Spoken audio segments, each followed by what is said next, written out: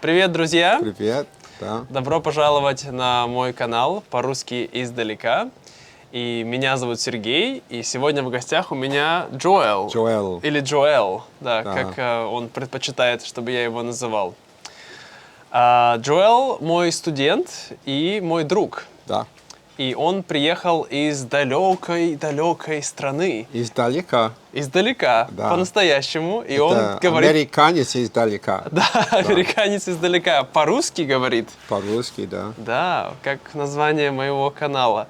И сегодня он у меня в гостях во Вьетнаме, и мы решили записать это видео и узнать у него, как же он смог выучить русский так хорошо. Ну, И пожалуйста. немножко о его истории. Да, но сначала надо что-то говорить о том, где мы находимся. Конечно. Да? Окей. Где мы находимся, Ну, Джоэл? мы находимся в месте антиквариата, Да. и здесь продают антикварные изделия. Да, Да. все правильно. И что это значит антикварные изделия? Они собирают изо всех сторон Вьетнама антикварные вещи. Да. Например, какие? Дерево и Да, деревянные разные изделия. изделия из дерева, из камня, разные горшки, разные аксессуары, Ожерелья, да. одежда. И наверху, на втором этаже, они продают эти антикварные изделия. И мы сидим здесь на дворе, и у нас есть очень красивый чайник. Очень красивый, с цветами. И запах очень красивый. И здесь... Правда, вкусно пахнет? Да. Так, попробую. Пожалуйста. Действительно, очень Да. приятно. Пахнет мятой. Но это, я думаю, это ромашковый чай. Здесь есть ромашка. Вот, сейчас я налью себе Имя немножко. этого места – это Аньян Exquisite. Все правильно. Аньян Exquisite. Аньян Exquisite. И вот это просто как музей. И это большая честь быть здесь, в таком красивом месте, Да. в этой красивой стране. Все Я правильно. очень рад, что я прилетел издалека. Пожалуйста. Хорошо. А смотри, Спасибо, как Джоэл. мы будем отдыхать здесь. Вот у нас, да. Отдохнуть. Можно сделать Да, чокнуться. чокнуться, сказать, да. чокнемся. Чокнулись, да. Чокнулись. За здоровье. За здоровье. За здоровье. За здоровье. Не на здоровье. Не на и здоровье. на здоровье, но за здоровье. За здоровье, Ну, хорошо, да. да. Вкусно? Опа. Хорошо. Это Приятно. очень приятно, да. Ну что, Джоэл, я думаю, многим людям было бы очень интересно узнать твою историю. Ты думаешь? Конечно. Как Пожалуйста. так случилось, что ты в начале 60-х годов, да? Да, в 60-м году я начал изучать русский язык. И в то время было во время Холодной войны. Именно. Или даже горячей войны. Я не Горячий, знаю, да. Тогда Карибский кризис в каком году был? Это было в 61-м году. Вот, почти как раз в это время. Я думаю, в моем представлении, обычные американцы, они не хотят изучать русский язык. Только люди из армии и шпионы, да, те, кто изучает русский язык. Но ты не являешься ни тем, ни другим. Стараются меня обвинять в этом, но тебя я обвиняют? не такой шпион. Ты не такой. Ну, я думаю, что есть люди, как ты, которые любят иностранные языки. А ты меня удивляешь, например, ты говоришь здесь на вьетнамском, ты носитель русского языка, Все верно. это твой родной язык. Да. Английский ты совершенно прекрасно говоришь, я поздравляю тебя. Неплохо. Еще ты изучаешь шведский язык. Да. И еще что-то, Польский язык, да, и немецкий, да. Так, это удивительно.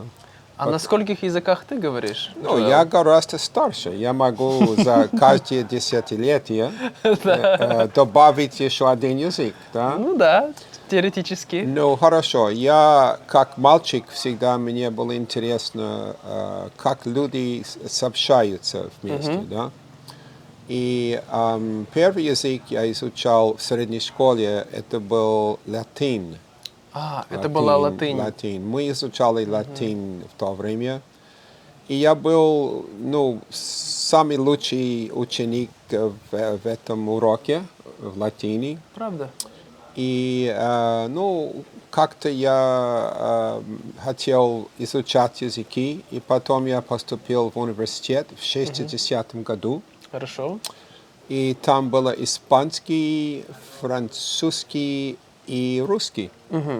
Русский, потому что американцы имели в виду, чтобы русские не пошли впереди, да, вперед, как скажите. Да, они не хотели, чтобы русские были впереди Америки. Были впереди, да. И так была, конкуренция. Конкуренция, да. Конкуренция. На Луну. Да. Кто будет первый, на Луне, да, спутник. в космосе. Да. Ну, это не было, мой интерес не был такой, просто изучать языки, и в то время был испанский, французский, русский.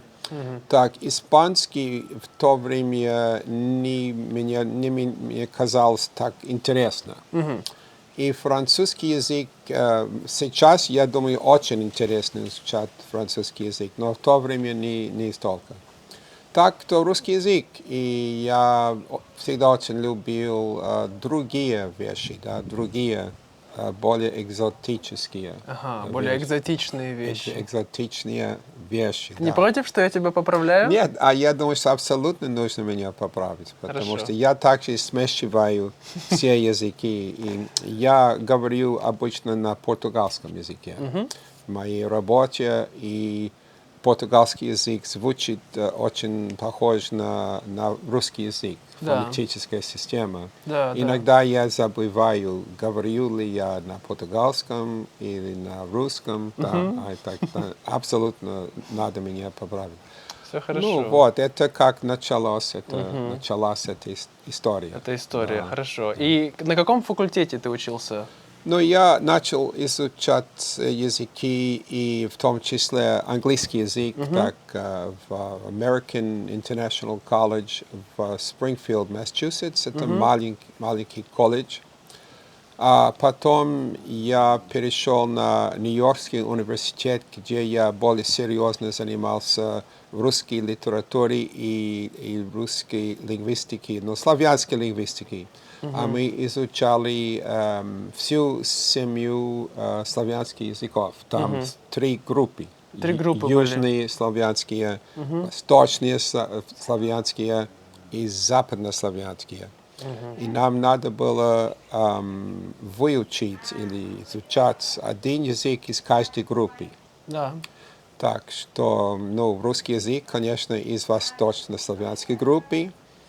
Из южнославянской группы я изучал сербско-хорватский язык.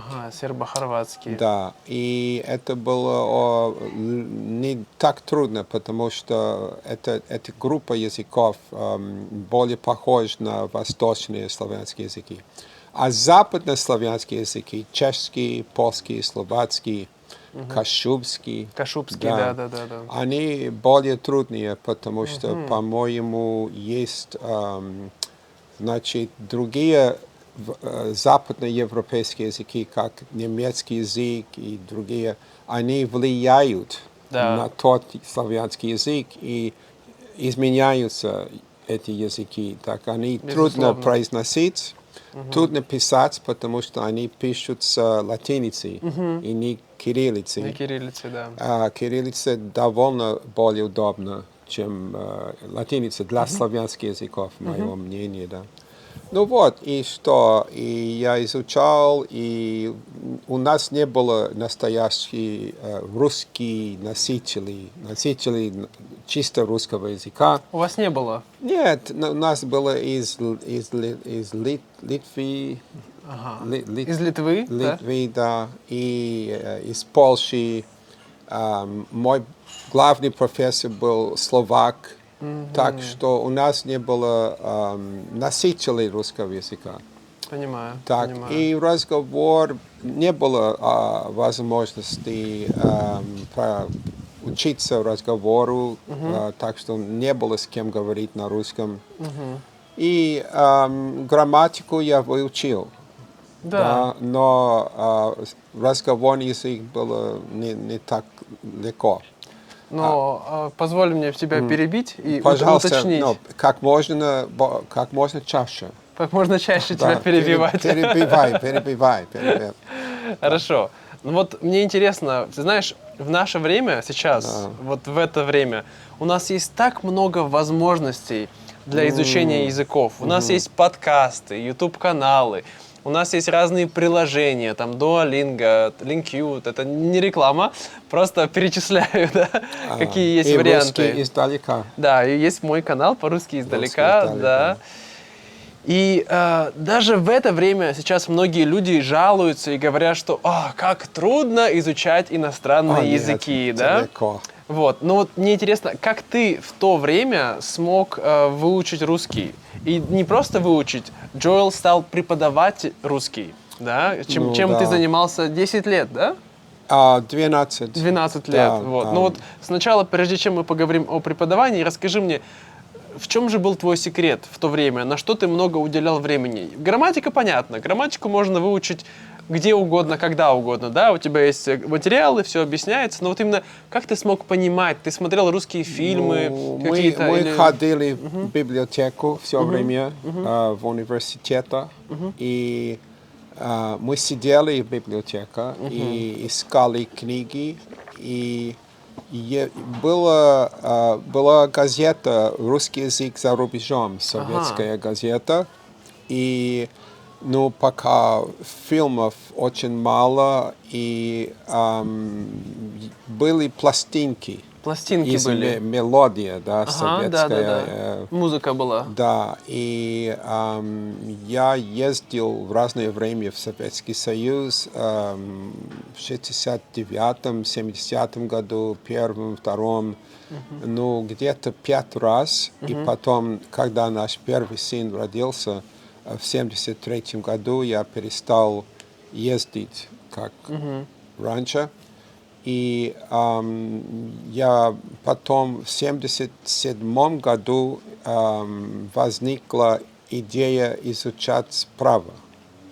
Право. Да, я перешел на юридический факультет, да. И я, начал изучать право. И стал адвокатом в 80-м году. И практически я забыл русский язык за много лет. Понимаю. И потом в 2003 или 2004 году адвокатура из Флориды, они устроили поездку в Россию, адвокаты вместе. А почему именно в Россию они выбрали? Они ездили в Москву, и мы всегда говорили Ленинград в то время, да? Но это Ленинград. уже Санкт-Петербург. Уже да? тогда стал, да. Так мне трудно помнить, как я должен сказать. И было где-то 25 адвокатов. И мы ездили сначала 1 неделю в Москву и 1 неделю в Санкт-Петербург и посетили, как сказать, нотариат. Нотариат, да, нотариус. Нотариус,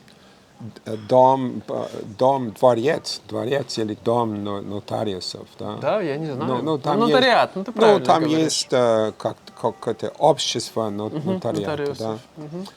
И что?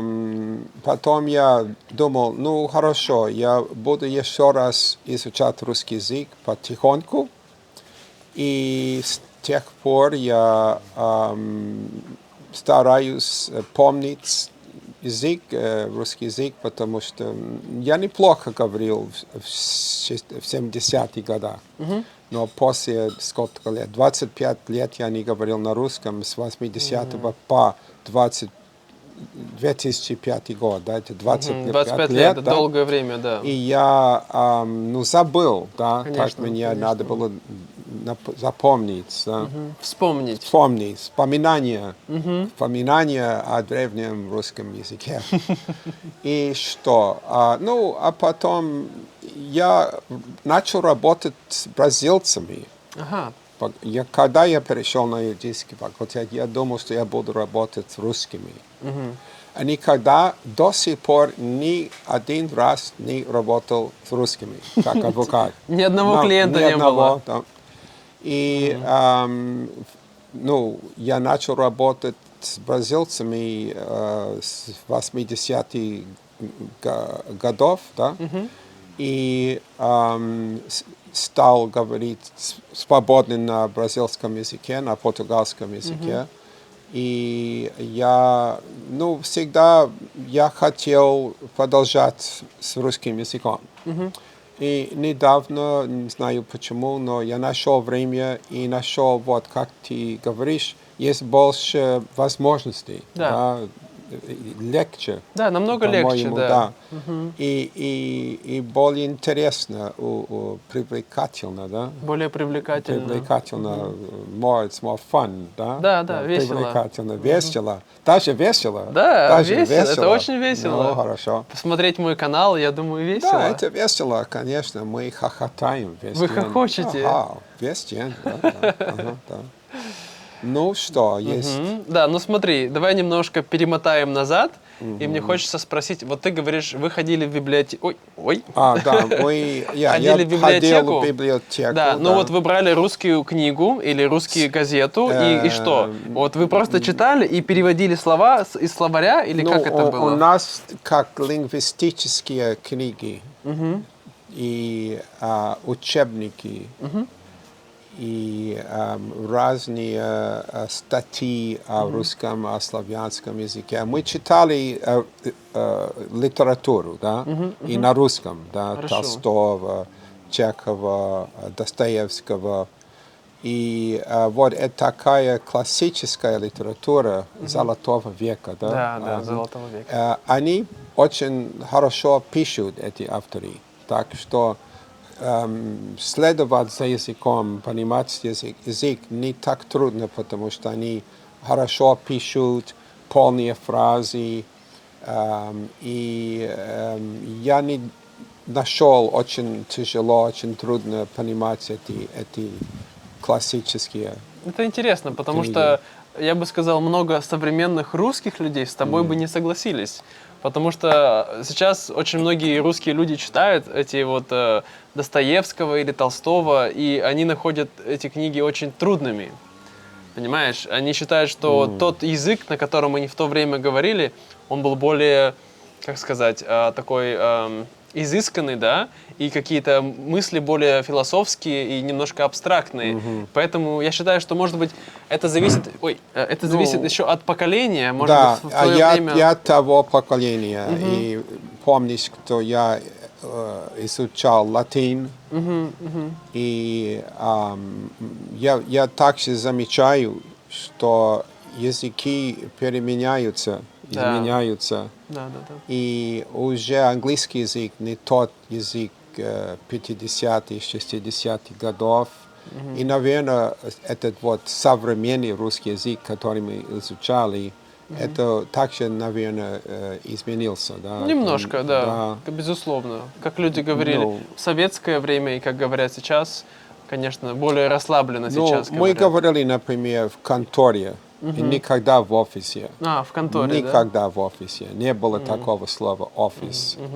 И это просто один пример старого современного русского языка. Так? Интересно. Но ты говоришь, у вас были пластинки, вы слушали... Пластинки, Тогда не было еще кассет, да, получается? Я ездил в Россию, например, вот я сказал 5 раз, и я купил в Москве в Доме книги. Дом книги.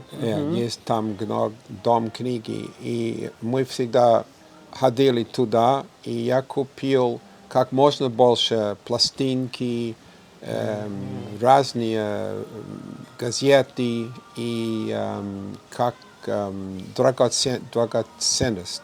Это были для тебя как драгоценности, Драгоценность, да? Сокровища. Да, сокровища, да. Я прилетел обратно в Америку вот этими вещами. Интересно, что когда мы прилетели в Москву, я помню, у нас газета была в руках, New York Times, И там в таможенном зале в то время они взяли газету от нас.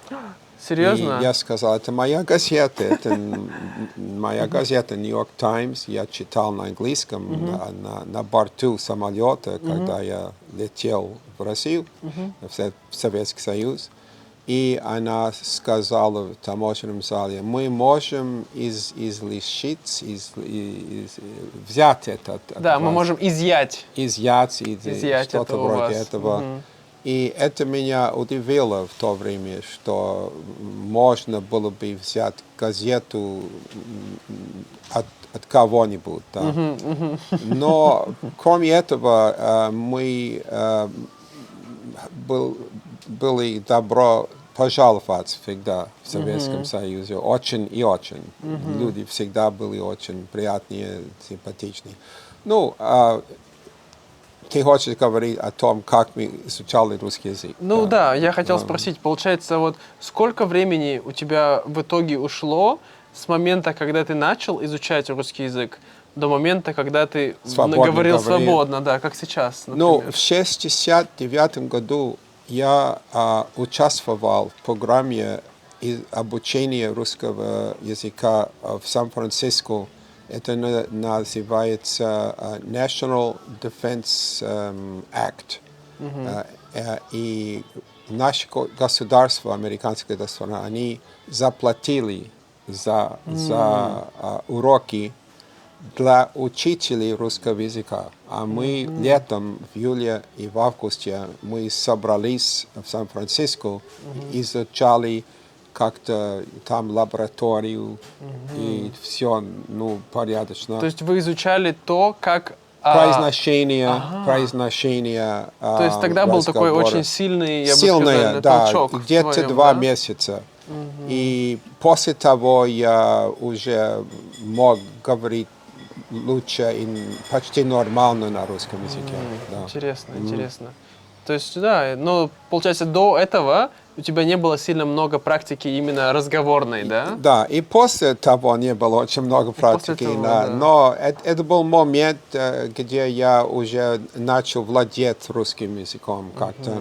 Я помню, когда я был в Ленинграде, ну, в 69-70 году, был герой советского времени, Советского Союза, у него были такие медали, да. И он был наш гид. Он был вашим гидом? Он был нашим гидом. Он был во время войны, да, получается, героем? Да, стал? он был коллега, он не ходил нормально, но он был приятный человек. И он сказал, что в тот момент, когда ты начинаешь понимать песни, это значит, ты уже владеешь языком. Так. Интересно. Да, я до сих пор не понимаю русский язык, так что мне очень трудно. Я разочарован. Да. Хорошо. И получается, расскажи мне, почему ты решил преподавать русский? Это было логичным продолжением твоего углубления в язык, да? Интерес в языках. Да, у меня был сильный интерес в языках вообще. И, например, что ты делаешь? Ты изучаешь язык, и потом ты преподаешь язык. Это нормально. Да. Ну да, как я, собственно, чем я занимаюсь сейчас. Хотя я никогда бы в жизни не подумал, что я буду преподавать русский. Для меня, когда я был в школе, я был не очень хорош в языках, я бы сказал. То есть, как сказать? Не говори это вслух. Это нет, все нормально, нет, люди могут знать. Ты наш профессор, ты не можешь сказать это. Нет, просто я думаю, мне та система преподавания, которая у нас в школе была, не очень подходит для меня. Когда тебе нужны тесты, нужны правила, и это не для меня. Я больше люблю именно литературу. Я очень любил читать книги. Да, я вот заметил. такое, знаешь, более что-то о чем-то поговорить мне было интересно. И поэтому я и начал истории делать на моем канале. Но это другая история. Давайте вернемся к Джоэлу. Okay. Да, и ты начал преподавать в школе. Да, в средней школе были маленькие группы студентов, которые заинтересовались. но иногда до 25 или 15 или меньше. И мы изучали русский язык учебниками, очень старые учебники. И разговор у нас был очень мало, но во всяком случае мы изучали, и я преподавал русский язык ребятам. И летом или зимой даже мы ездили в Советский Союз. И я всегда был гидом наших учеников. И иногда мне было 12 или 18, ну, довольно большие группы. А сколько было лет этим ребятам? До 18 лет. До 18 От лет. 14 до 15 до 18 лет. И это была обычная средняя школа. Это государственная обычная средняя школа в штате Коннектикут, В штате Коннектикут. в городе Стэнфорд. Стэнфорд. И у нас там было 3 средние школы, потому что довольно большой город. И мой контракт был преподавать русский язык во всех этих 3 школах. Ага, Да. интересно. И я ездил каждый день между этими 3 школами. И детям нравилось изучать русский язык? Они прямо ждали этих Да, уроков? ну как-то мы все были сумасшедшие, да. Я учитель, и наши ученики также, и их родители, Их которые родители. позволили им это Но делать. это было, как сказать, это было по выбору или это было обязательный Но это было по выбору. по да. выбору? То есть, как И- мы называем это факультатив. То Да, есть, это ага. не, они не должны, это не входило... Они выбрали. Они выбрали да, это. но так как ты должен выиграть клиентов, да, добавить клиентов, и я также должен был это делать. А, серьезно? Да, ну, если было бы, не было бы учеников, у меня не было бы работы. Да. Но я думал, это работа не учителя, это работа школы, находить студентов на курсы. Чтобы пережить, мне надо было всегда заинтересоваться учеников. И ты так устраивал, искать. как это, открытый урок, да, мы называем по-русски, когда другие Да. студенты могли прийти и посмотреть, как это идет. Украсть учеников Украсть? от испанского, Ага. французского, итальянского. Интересно. Да, я украл учеников. Да, ты да. был воришкой. У меня была такая репутация. Доктор Жуэл, он украдывает учеников. Ага, интересно. Да, и расскажи мне про твои поездки в СССР. Я думаю, это очень интересно нашим зрителям о том, как ты, будучи иностранцем, даже не просто иностранцем, а американцем, так сказать, антипод Советского Союза, да, то есть квинтэссенция всего того, с чем боролись наши дорогие партийные лидеры, да? Да, Ты приезжаешь ну- в СССР, и что? У нас не была политика, это мы не интересовались политикой. Просто, Вообще? просто культурой. И мы не были против того, чтобы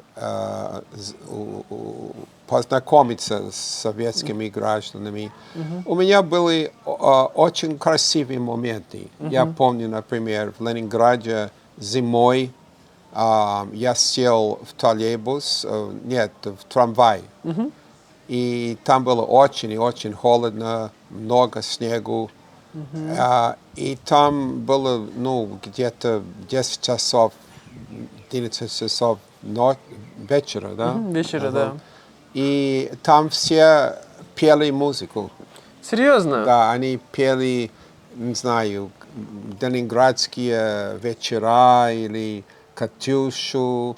И они все пели на борту этого трамвая. И это Троллейбуса? Это что? Это был троллейбус или трамвай? Нет, трамвай. Трамвай. На как рельсах. Трейн, да, на рельсах, да. Это был один момент. Другой момент, я помню, я сидел в автобусе. Назад, да? Сзади, да. Рядом с студентом. Не моим студентом, русским, Да, типичным русским, советским. Студентом в университете, Да, да? наверное, да. Ага. И мы ехали, и вдруг автобус остановился. и какой-то, не знаю, человек вошел или сел, да, Сел, да, на автобус. и он попросил у всех билеты. Это был как контролер. Контролер, да. И вот студент сказал мне, у меня нет билета, он мне сказал, да. И Вы с ним уже познакомились до этого момента? Ну, Или он просто тебе сказал? я уже заговорил, Уже что-то заговорил с с ним. ним. И он быстро уходил. Ага, с да. Быстро автобуса. вышел с автобуса. Также когда я сел сам в автобус, там было много народу. И как-то у тебя деньги в руках, и они все задерживают и проносят деньги с одной стороны автобус в другую. Да, они говорят, передайте, пожалуйста, за Передают. билет. Это как море травы. Море травы. И так это было красиво. А потом, спустя, возвратили тебе... Сдачу. Да, какой-то билет. Билетик они возвращали. Да. То есть ты отдаешь деньги, да. и тебе приходит обратно И билетик. твои деньги никогда не потерялись. Никогда не терялись, Нет, никто не воровал, нет, не забирал. И я помню вот много красивых моментов. Это мне дало хорошее впечатление о народе, о русских людях. И так что мне было всегда очень приятно все это. Да. Интересно. И каждая поездка, она сколько длилась? Несколько недель обычно? Иногда мы провели все лето, это было 2 месяца. Ого, ничего себе. Ого, да. Ага. И что вы делали целых 2 месяца? Мы жили в дюнах, около, недалеко от Ленинграда. Там, это значит дюны, да, на пляже. И, это был как лагерь, курорт, получается? Да, лагерь, курорт, да. Угу. И мы провели, и мы ездили днем в город и посетили разные события, театр. Я видел мою прекрасную леди. Ага, моя прекрасная это леди. известная пьеса, музыкальная пьеса американская. Это американская, Lady, но это была по-русски она. На русском, да. На русском. Да, и без климатизации. Без кондиционеров, и было очень жарко. Очень это было жарко, летом, это да. было лето, да. Ну, а мы думали шутку. Да, когда мы ждали мавзолей Ленина, и, наконец, мы вошли в мавзолей, мы видели Ленина, и мы выдумали нашу американскую шутку. Так. Что сказали американские ребята, когда они вошли в мавзолей Ленина? Нет, извините. Что Ленин сказал? А что сказал Ленин? Когда ребята вошли в мавзолей. Извините, это много лет тому назад. Он сказал, чуингом есть? Потому что все время просили у нас чуингом и джинс. И потом Beatles. Да, Beatles. Эти 3 вещи. Так, это была наша шутка в то время. Да. Прикольно. Но извините, мои русские друзья, за то, что мы делали такую шутку в то время. Я думаю, все нормально. Ленин не был против. Не было против. Я думаю, он был рад, что его навещают американские студенты. Интересно, хорошо. Да. Значит, наш разговор подходит к концу, и что бы я хотел... Уже? К сожалению, да, потому что моей сестре надо будет очень много работать, это тоже делать субтитры и такое подобное. Да. Я думаю, что, может быть, мы сделаем второй разговор, когда я приеду в США.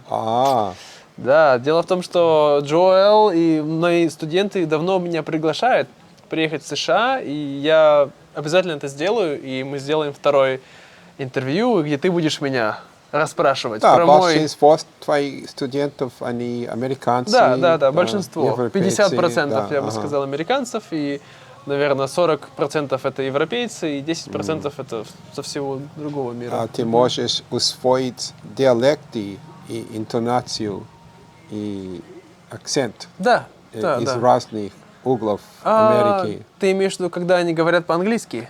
Да, ты будешь говорить там много на английском языке. Да. Вот, ну, что я хотел сказать. Как ты думаешь, Джоэл, русский язык, он сейчас... я не хочу говорить о политике, да, потому что очень много можно нет, говорить. нет, Мы не нет, будем, нет, не будем, нет, да? об этом, Ну, давай пожалуйста, просто скажем так. Как ты думаешь, русский язык с точки зрения вот важности мировой, сейчас он до сих пор, ты считаешь, он важный язык в мире или нет? С точки зрения, ну, со всех точек зрения, просто вот важный или нет, как ты считаешь К сейчас? сожалению, И будет ли он в будущем, как по твоему мнению? английский язык уже самым важным языком, и даже в России все говорят, почти все говорят на английском, в Бразилии все говорят на английском. Ты не найдешь страну, где не говорят на английском языке, не Да. хотят говорить на английском Да, языке. да. Это язык авиации, Да, это язык это авиации. язык кораблей, это язык так, бизнес. И, Но, да. извини, А, перебью да. тебя. Ты знаешь, Пожалуйста, да. какой второй язык интернета?